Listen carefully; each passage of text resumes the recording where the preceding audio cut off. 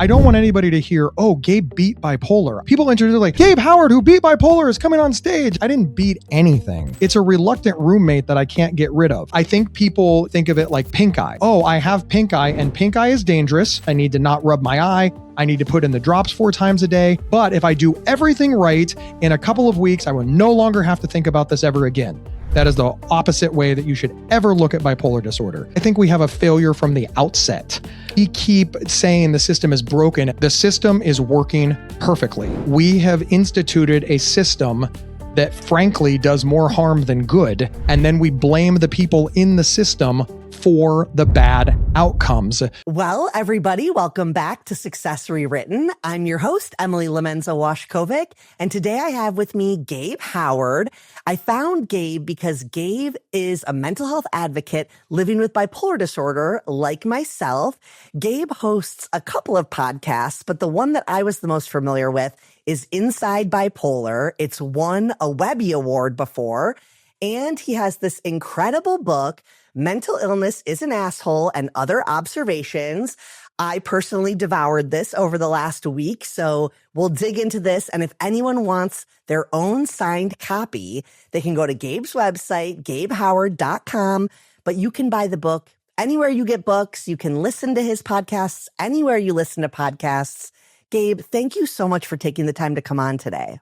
Oh, thank you so much for having me. It's a real treat. I love being on the other side of the microphone. Like it's so much cooler to be a guest, right? Like a host has work. Like you said, you had to do like some research, you had to write questions, you had to put this together. Like I just have to like blab and all of a sudden it goes out in the world. So this is my best day, Emily. Thank you so much. Well, I'm really grateful to have you because mental health is a big part of my journey, but it's not what we hit on with every single guest. I mean, mental health is something that we all deal with, diagnosis or not, so it threads in there. But to have a guest that is living with bipolar disorder like myself and so openly advocating about it is just really exciting to me. And I can't wait to talk about our different personal experiences and how things feel. But before we get into that, tell us your journey. What was that beginning of navigating mental health or understanding mental illness like for you? Yeah, so I first want to let the audience know, trying to sum up like your whole life in just a couple of minutes is always really, really difficult. So please understand this is in no way complete. I'm just pulling out like a couple of parts of my story that I think are relevant for your audience. But obviously people are much more complex than just a couple of minute little summary or narrative. But here's what I really feel is the most important thing. I was born this way. So I didn't realize there was a problem. This is how my mind always worked. This is the way that I conceptualized the world. This is the way that everything happened for me, and nobody told me any different. Here we are in 2026, and we're having these huge debates about whether or not we have enough mental health and psychology education. I was born in 1976. I grew up in the 80s and 90s, right? If you think it's bad now, you should have seen how bad it was back then, right? Like this is the improvement. We are in the better times. So I didn't know that I was sick at all. And I always let people know I thought about suicide as far back as I can remember. And I truly believed that this was just part of the human condition.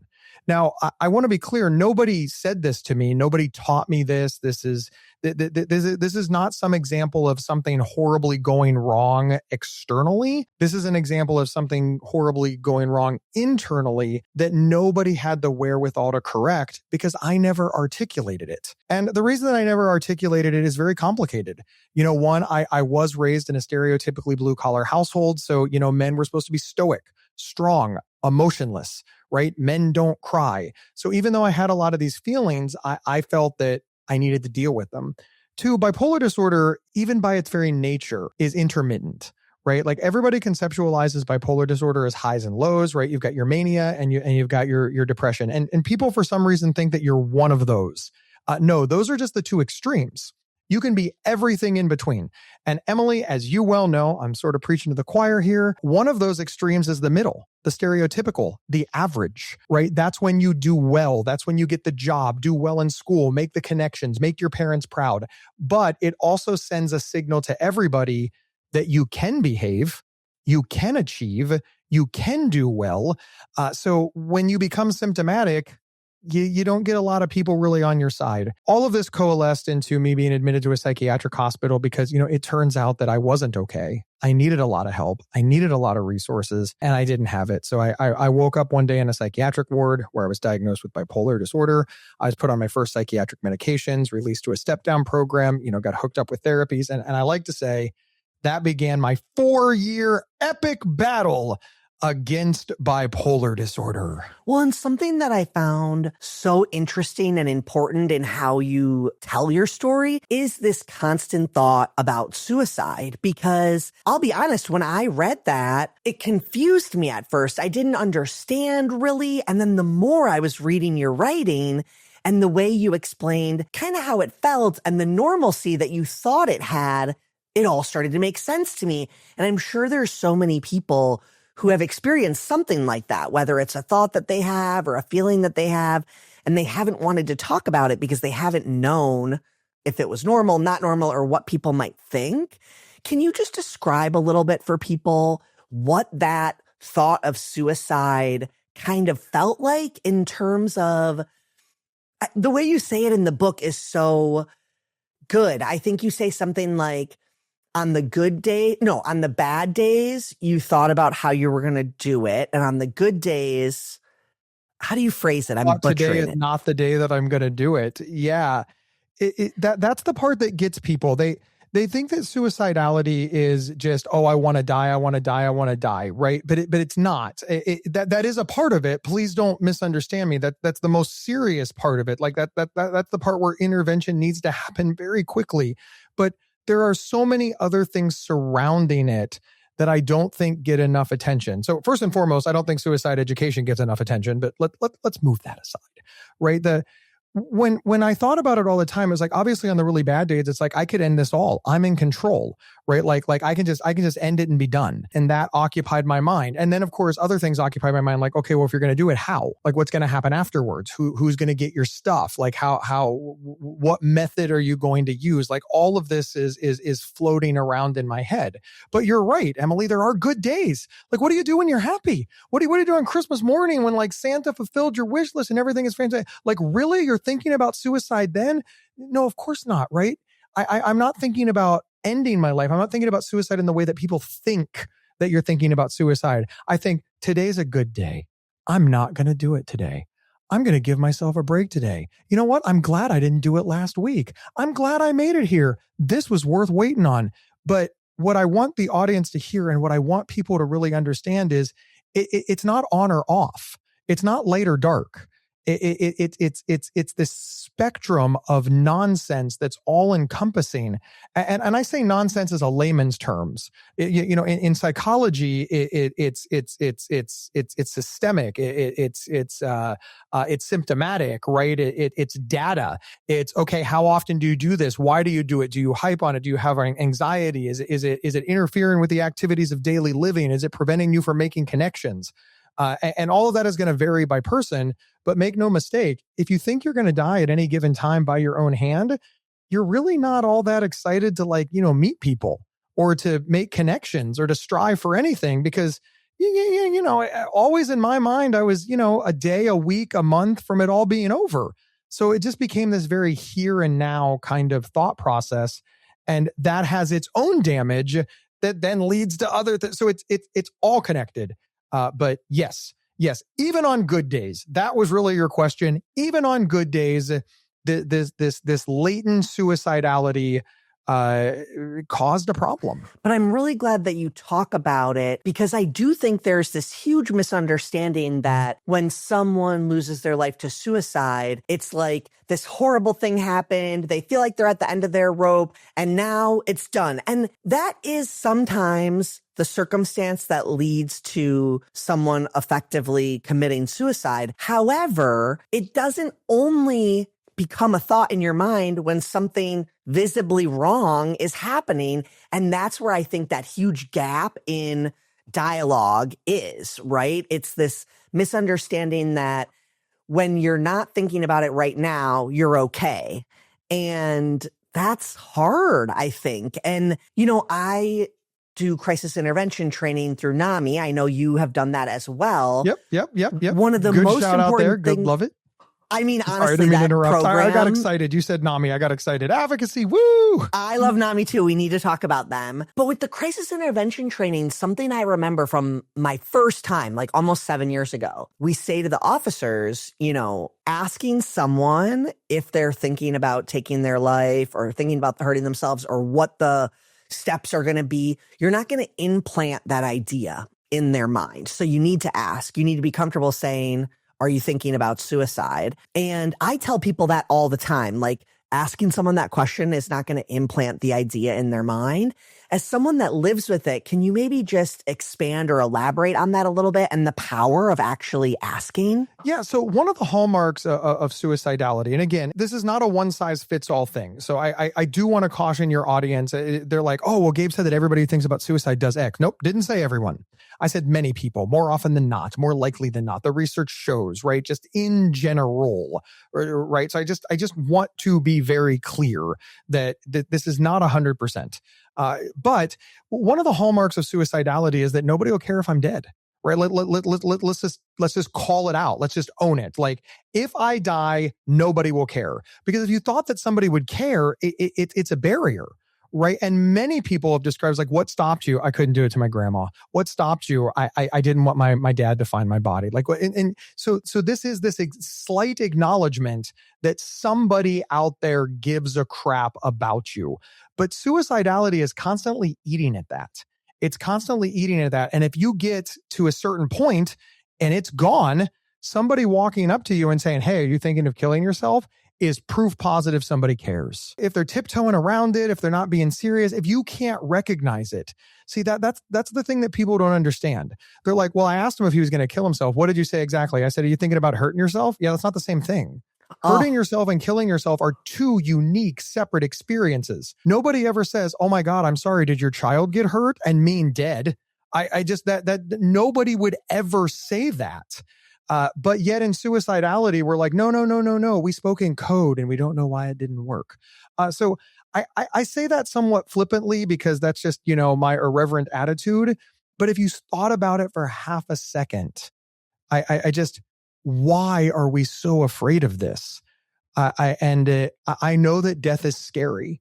And I know that the idea of your loved one being in harm's way is equally scary.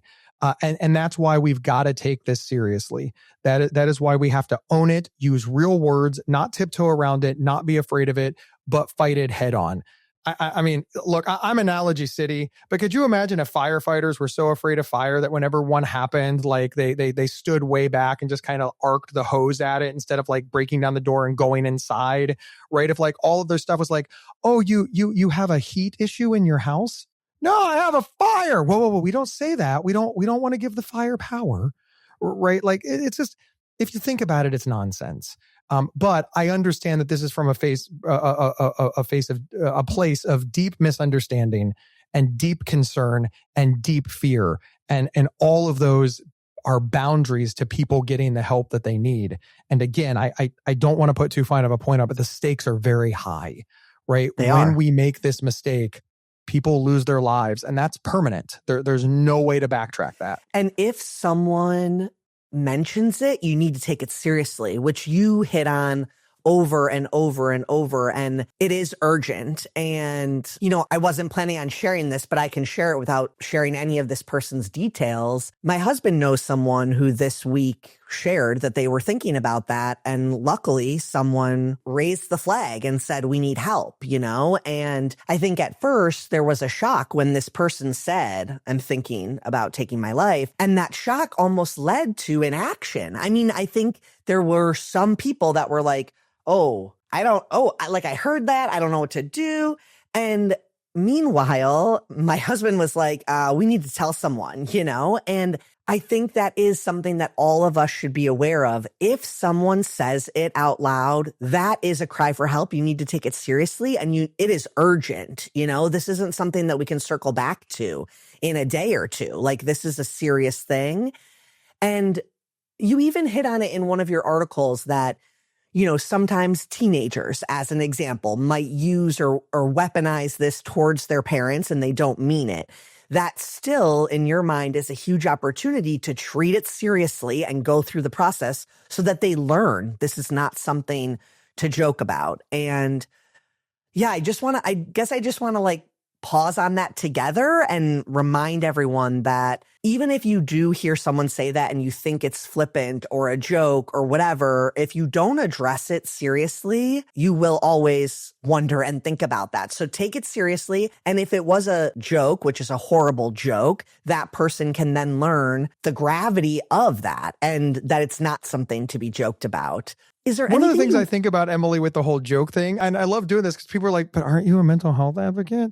Right? Like, I'm not against the joking, right? Like, I know you're like, dude, this is my podcast. How dare you say, like, it is a horrible joke. It's gallows humor, right? You need to have it in the right place. But make no mistake, gallows humor has real benefits to people. I mean, if you're with your buddies and you want to make a gallows humor joke, I mean, Godspeed. Gabe is right there with you. But you need to understand the difference, right?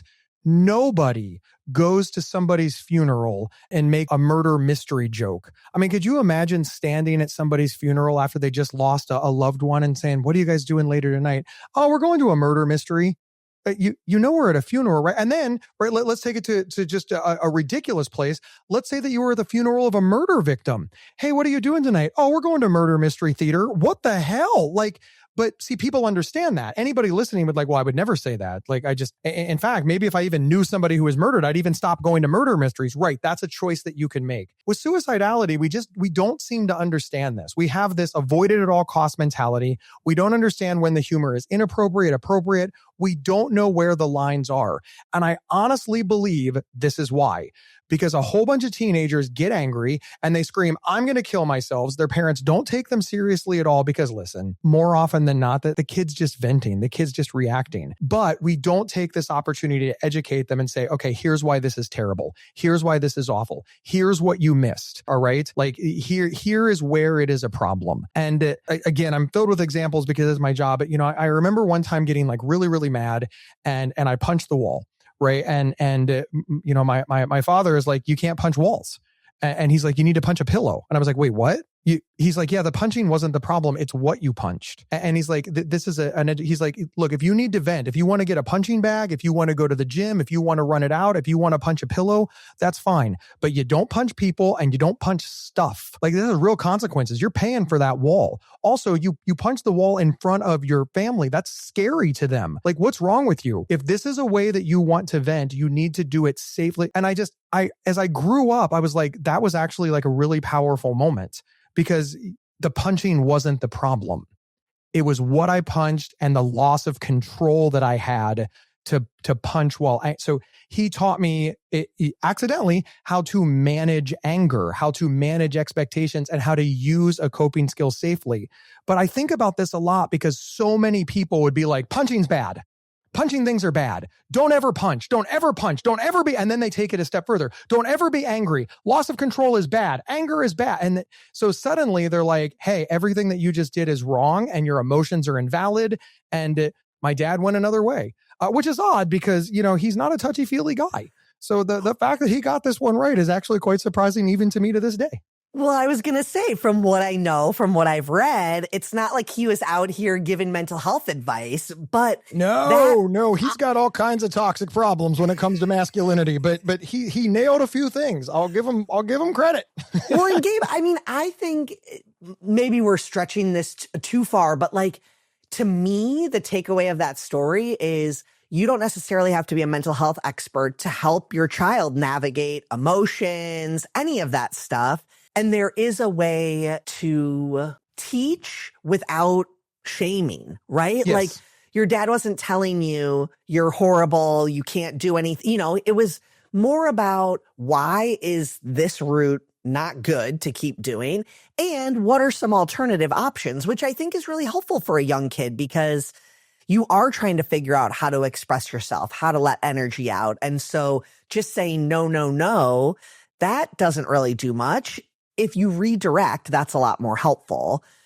I want to talk about the significant differences in our journey with bipolar disorder. I feel like there's so many things about our experiences that are different. So before I tell you all the differences. Can you start by telling people what bipolar disorder feels like and looks like to you? And I think the way you walk through it, where you talk about symptoms, is really helpful. So anything you want to share just to kick us off? And then I feel like I'll be able to pepper with plenty of things that are maybe different or questions that I have about your experience. Yeah, so bipolar disorder, it does present slightly differently in everybody, but in general, the things that are the same is sort of the emotional whiplash effect, right? Like pretty much every single person with bipolar disorder is described by their friends and family as moody. And that's a real hallmark, right? But the mania comes with this like, I'm God, right? The world revolves around me. It's consequence free.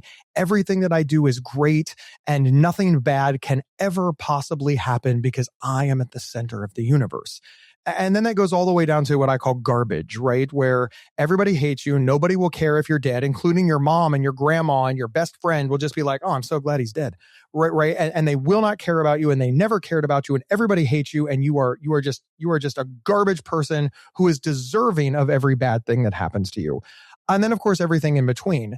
For me personally, some of the in-betweens that would sometimes attach to the depression or the mania, because you can get twofers, right, was, there'd be periods of grandiosity where I knew everything. Right. And then there would be periods of hypersexuality where I was insatiable. All I wanted to do was orgasm over and over and over and over again. And I didn't care how I did it or who I hurt.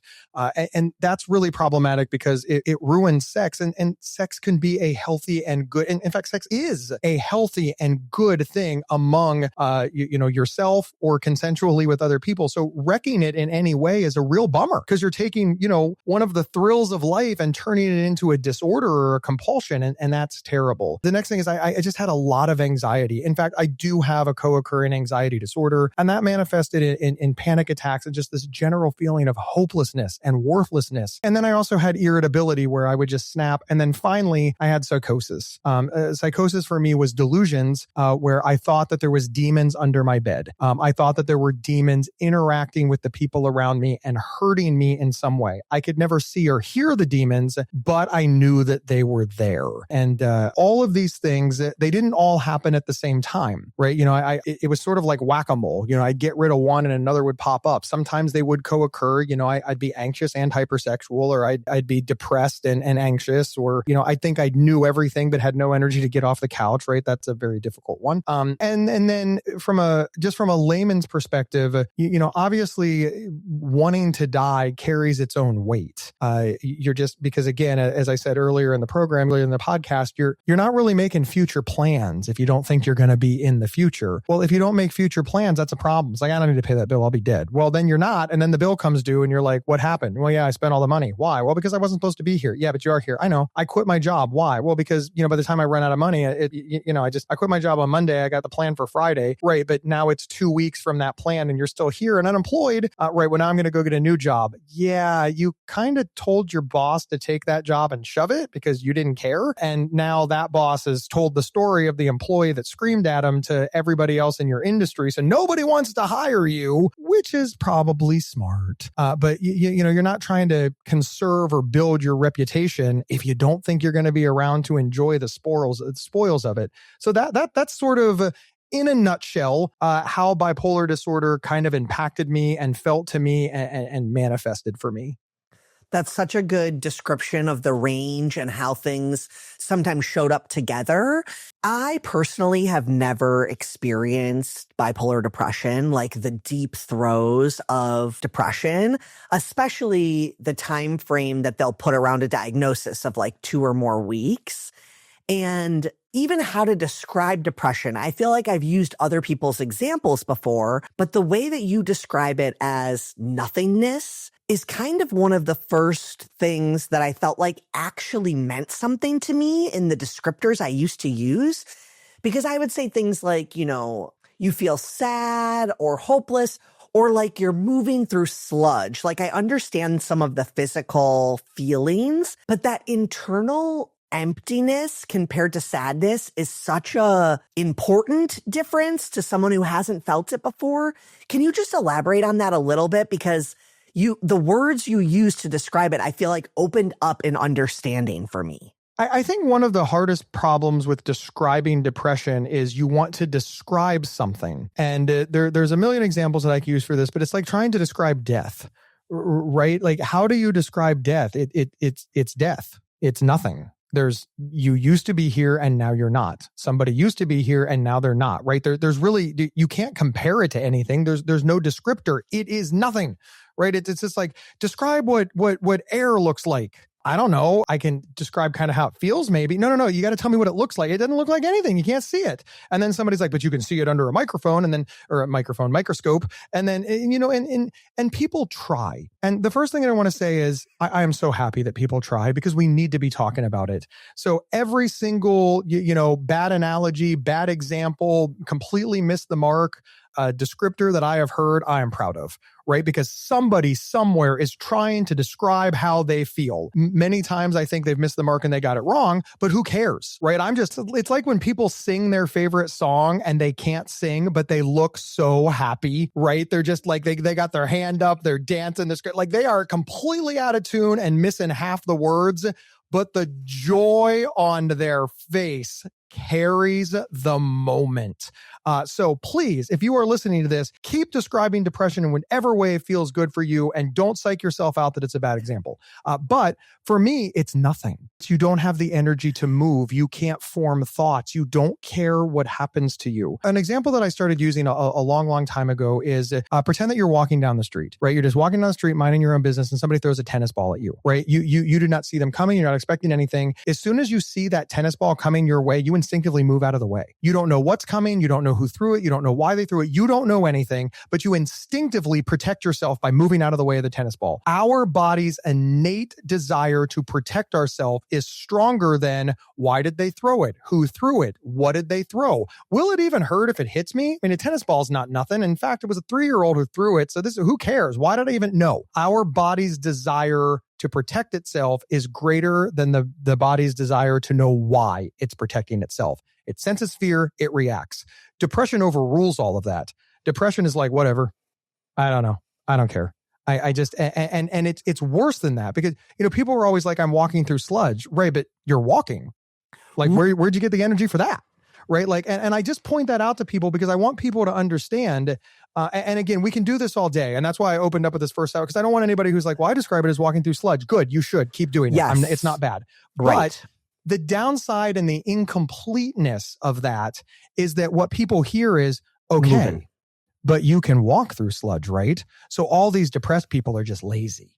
They're not trying hard enough. Walking through sludge is harder, but you could if you wanted to. And then they go back to all their depressed friends and be like, hey, I know you're walking through sludge and that kind of sucks, but man up and walk through the sludge. It's like, no, you just, first off, that person was describing their experience, right? Depression is not one size fits all. You can be a little depressed, a lot depressed, suicidal depressed, can't get out of bed depressed, right? Like depression is also a spectrum. Right? I mean, everything's a spectrum. That's 100% of things are a spectrum. We've got rich people, super rich, uber rich, and ridiculously rich. And then there's levels above that. So rich doesn't even have one size fits all. And we all recognize that. But yet for some reason, we think that every single depressed person is exactly the same. And it's often darkness and abyss and sludge. And those aren't terrible examples. They're just incomplete and they allow for a lot of misunderstanding. So I wanted to add more to the universe. But make no mistake, if you're describing it as sludge, that may be accurate for you. In which case, keep doing it and, mumble under your breath that I'm an asshole because I'm okay with that. But I think that's something that really stands out in your work. You have opinions on things. You try to let people know why you're coming from this point of view, but you're also not trying to stop anyone from sharing what it's like for them. And I think that is a huge part of the mental health world that still has a really far way to go, Telling someone that the way they describe something like is or isn't right is not like, that's not really helping anyone. But language is definitely one of those things where the more we know about different people's perspective on language, language, the more confident we feel using it. And I think that the way you show up and educate, but then leave that space for other people's experience is huge. I mean, even the terminology of I am bipolar or I have bipolar disorder. Like when I was reading your chapters, and granted, a lot of these articles are from a while ago. And so it's very helpful that you have them dated and referenced. But I was thinking to myself, I'm like,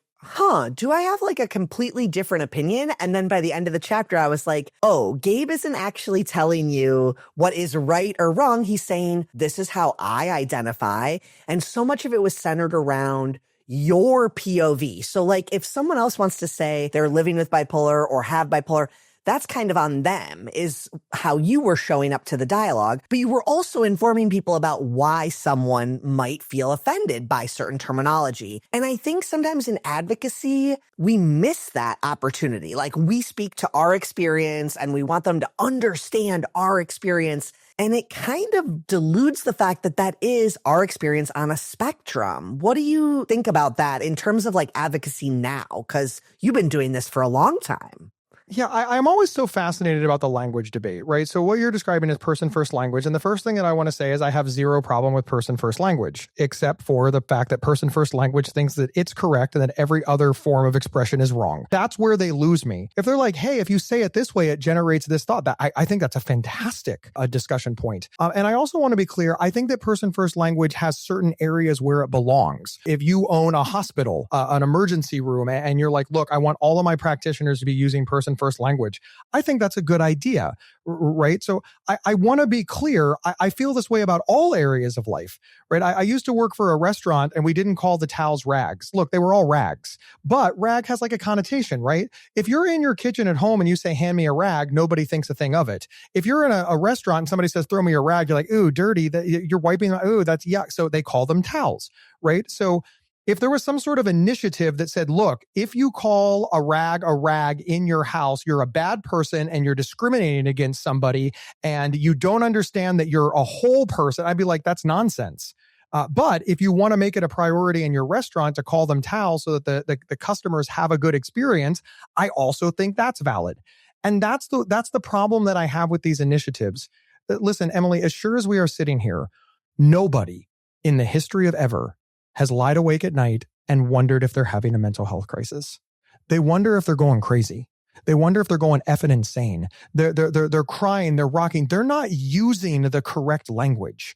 And what worries me about that is one of the hallmarks of the mental health industry and of mental health advocacy was meet people where they are. And then we suddenly tried to tell them how to speak. Are we meeting them where they are, or are we telling them how to speak? And then for reasons I don't understand, even though every therapist I've ever had has said, Gabe, you suffer from black and white thinking, and black and white thinking is bad. You can't have black and white thinking. Black and white thinking is bad. Suddenly the mental health industry had black and white thinking, that this is the only way that you can ever speak. And I'm just like, you're not even modeling behavior anymore. Again, I am fascinated as a mental health advocate that when I say I'm married, nobody says a word. When I say I'm a podcaster, nobody says a word. When I say I'm hungry, nobody says a word. But when I say I'm bipolar, they're like, you poor little butterfly, you're so much more. You're a full person, right? Your disease doesn't define you. Like, I never said it did. I didn't say I'm just bipolar. You added that. And the last thing that I always want to say is we have taught a whole group of sick, desperate, vulnerable, struggling people who are new to the industry, or I'm sorry, new to getting care, that are new to getting help, that if somebody calls you bipolar, they're insulting you, when more often than not, they're just using language. And language is inherently messy. And we see this play out. One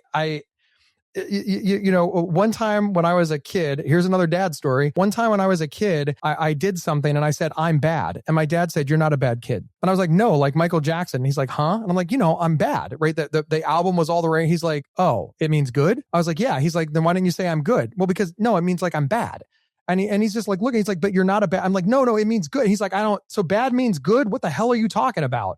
Right? But I explained it to him. I showed him the album I got, and he's like, okay, whatever. Right. And then he moved on. But imagine if he would have said no. Saying I'm bad doesn't mean that you're cool. It doesn't mean that you're awesome. It means that you're insulting yourself and that you're less than. And he would have just like badgered me with that over and over and over again, so that every time I heard Michael Jackson's bad, I had negative feelings, right? And every time somebody walked up to me and said, "Oh my God, Gabe, that was awesome. You're so bad," I got offended. All of those compliments would have dissipated immediately, because my father would have instilled in me that the people giving me the compliment were actually insulting me. And that's how this whole thing ends. So often people are like, "Oh, Emily, you're bipolar." They're trying to connect with you. They're trying to talk to you. They're trying to have honest, robust conversations. They're trying to understand your journey. But we have a whole industry that has trained you to say, "I am not. I am more than just," and now you're attacking them. And this person's like, "I ain't talking to you. You're nuts." And frankly, I mean, aren't you? They asked you an honest question, and their context was empathetic. They were kind. They were open to learning, and you yelled at them. And now they don't want to talk to you anymore. And for some reason, even though the mental health industry has been told this over and over and over again, number one, and two, there are none, zero studies to back up anything that they're saying about this language initiative, they continue to promote it as fact. And that is damaging and dangerous, and I wish they'd stop it, because I thought that science mattered. I thought that facts mattered. But apparently in some carve-outs, and I'm calling them all out equally, so please don't think I'm picking on just one. We're all guilty of it, even myself sometimes, right? I think we need to take a 35,000-foot view. We need to start policing context, and we need to understand that not every single person who says I'm bipolar thinks they're just bipolar, and not every single person who says are you bipolar is attacking you. And I think that's a much healthier way, a much more mentally healthy way, I might add, of approaching the world. I agree. And I'm really glad that you shared that perspective, because it was only like 2 weeks ago or so that I was sharing a post about language. And I was just talking about how I identify myself, and I have that, thought, feeling. I think it's good for other people to be aware of it, but I would never totally sidetrack an interaction by an assumption that someone meant something bad by not saying I'm living with bipolar. And so you leaning into that and also explaining the negative impact that approach can have, I think is really important, because there's something different from talking about language and how you perceive it and, all of that, compared to shutting down the conversation and labeling someone as that's the wrong way or a hurtful. And it just really goes against everything we try to do as advocates, which is talk about it more, make it more normalized, let people ask questions. And so I'm really glad that I read your perspective, and then also we got to talk about it live, because it is important, especially in advocacy, to be willing to listen to other points of view and remember that yours is an experience, but it's really helpful to hear from other people's perspective on what they do or don't find offensive, harmful, helpful, because it just opens all of our minds a little bit, I think. Absolutely. And I want to be very clear. If somebody comes up to me and says, "Gabe, don't say that I'm bipolar. Please say that I'm a person living with bipolar disorder," I will immediately do it, right? Of because course. They have asked me to. Again, my stance isn't that it's good or bad. My stance is that it's an option. My stance that it has some benefits, some drawbacks, just like so many things, right? I mean, just like, listen, let's take the wellness industry, right? If you follow a wellness influencer that tells you that there are bad foods, yeah, that's too far the other way. But if you follow a wellness influencer who's like, "Oh, eat all the donuts you want, it's fine." Nope, that's not okay either, right? We need moderation. Is the occasional donut going to hurt you? No. Is eating nothing but donuts going to hurt you? Yes. We need to find the middle ground, people. And I think we need this, quote unquote, moderation is key mentality in our mental health. Because listen, it's difficult, and it would be ludicrous to think that people are going to agree with me. Like 100% of the people are going to agree with me. I think that a lot of people agree with some of what I say. I would think there's a decent amount of people who agree with most of what I say. But no matter who you are, I mean, even my most ardent fan, I just is like, this is wrong, Gabe. I don't agree with this at all. I'm like, yeah, but that is what happened to me. And that is how I feel about it. And they're like, you know what? I can live with that. And this allows us to get along. It allows us to grow. And I said a long time ago, on a podcast, I said, I'm not trying to make fans. I'm trying to make critical thinkers. Because one of the greatest gifts that I ever got was the ability to think for myself. That's what I fought for. That's what I strived for. I wanted to be the captain of my own ship, right? I didn't want other people telling me what to do.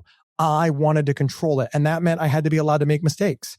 It means that I had to think through those mistakes. It had to mean I had to make corrections. I had to talk to the people I wanted and not talk to the people I didn't. I had to learn to set boundaries and guardrails. And yeah, there was a lot of growing pains along the way. And I was really, really fortunate with my friends and my family and the social workers, therapists, PhDs, doctors, and the support team and the care team that I got, that they allowed me that. But make no mistake, not everybody gets the Gabe treatment. You said at the beginning you were lucky, and it comes down to luck. And I don't want it to come down to luck. I think it's ludicrous that it comes down to luck. We have way too much. We have way too much knowledge, way too many resources, way too much science, way too much data. The fact that this is luck is actually deeply, deeply, deeply disturbing. We talk about systemic failures. I think we have a failure from the outset. Which is the way that we conceptualize this, look at it, and the way that we treat the people in the system is flawed from jump. I think everything is broken from day one. But here's the thing, and I swear I'm going to put the soapbox away. The system, unfortunately, is not broken. The system was designed to do this. We keep saying the system is broken as if it's a mistake or a flaw or it's unexpected. No, the system is working perfectly. There is nothing broken about it. There is nothing flawed about it. We have instituted a system that frankly does more harm than good, and we're all just okay with it. And then we blame the people in the system for the bad outcomes. So we don't have to hold the people who work in the system or who created the system or who are upholding the system accountable. Here's the reality. Right? In the light most favorable to everybody, and to be as fair as I can, everybody involved in the system is responsible for its failure. So why we're just blaming patients is beyond me.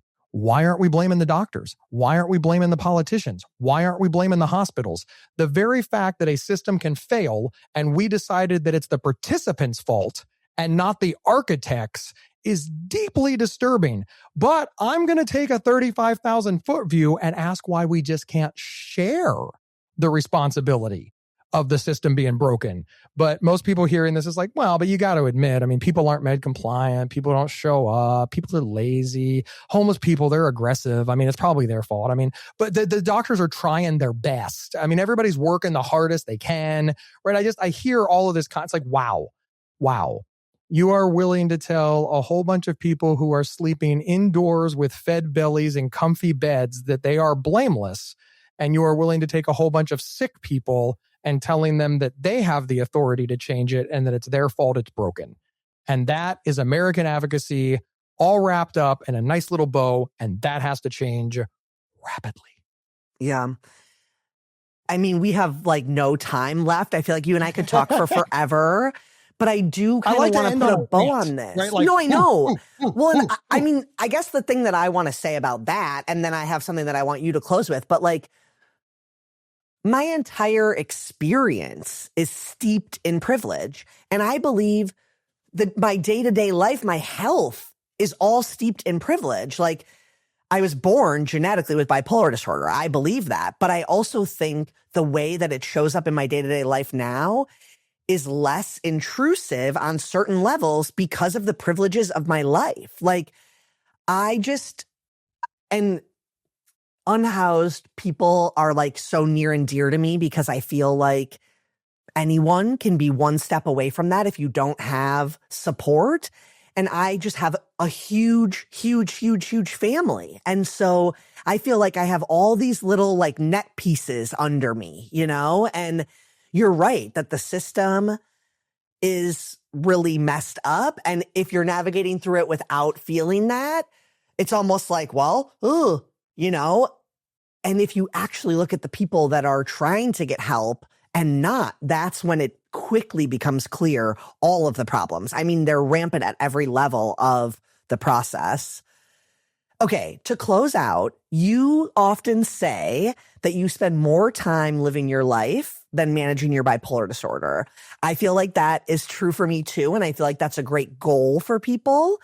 Can you just give some closing advice on maybe how you got there and what that looks like? Like, how do you show up for yourself right now in a way that keeps you feeling balanced? So the first thing I want to say is, like social media, we're starting to understand that social media is curated, right? We put our best moments out there and we hide our worst moments. And even when we put our worst moments out there, we flourish them up to make it seem like we learned a lesson when actually we're just pissy. Or we put our worst moments out there, but then we deny it context.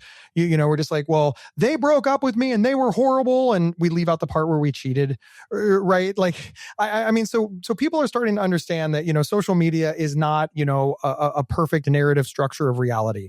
All this to say, listening to my podcast, reading my book, following me is not narrative structures my reality. I try to be more vulnerable. I try to give the context. But not everything can be conceptualized into writing. So I don't want anybody to hear, oh, Gabe beat bipolar. I never like people introduce like, where Gabe Howard, who beat bipolar, is coming on stage. And I'm like, I got to walk that back because I didn't beat anything.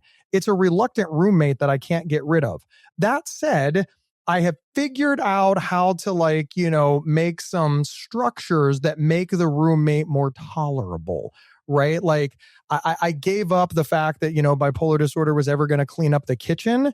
So we agreed that he would only cook on Tuesday and we hired a cleaning person to come on Wednesday. Right? Like we've made some compromises, right? But that does mean that Tuesday night, I'm going to have to tolerate a crappy kitchen. But that's one day and it's not unexpected. I know that Tuesdays is going to happen. So maybe I just avoid the area, right? Maybe I go out to dinner that night. I just walk in the door, with my blinders on like a horse racing, right?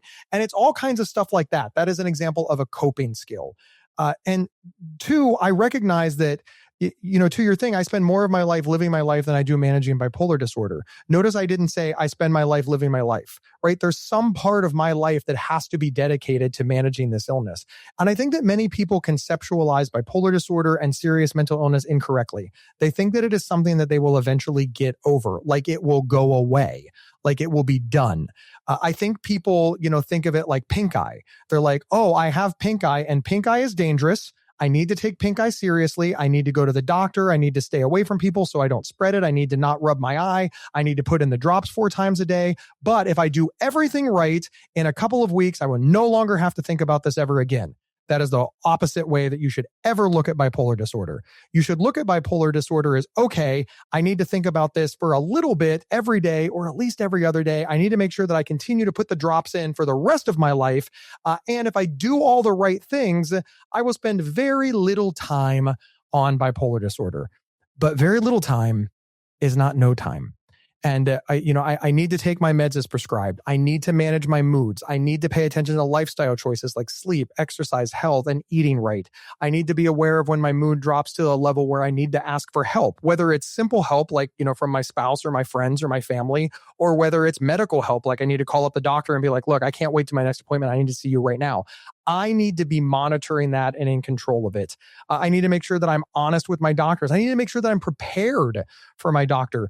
So many people, it's like, hey, what are you going to talk about with your doctor? I don't know. You're not keeping a list. You don't have like a top 3. You don't even, you get 12 minutes to talk to your doctor. You can't be fumbling around, man. Like go. Oh, but that's what I mean by I'm spending time on it. Yes. And then finally, I have to be aware when somebody says, hey, Gabe, are you okay? All right. Is that the generic, hey, Gabe, are you okay? Because everybody, Gabe, are you okay? Oh, yeah, I'm fine. Right. And that's cool, right? That's a social convention. We're all good at it. And 99% of the time, that's good enough.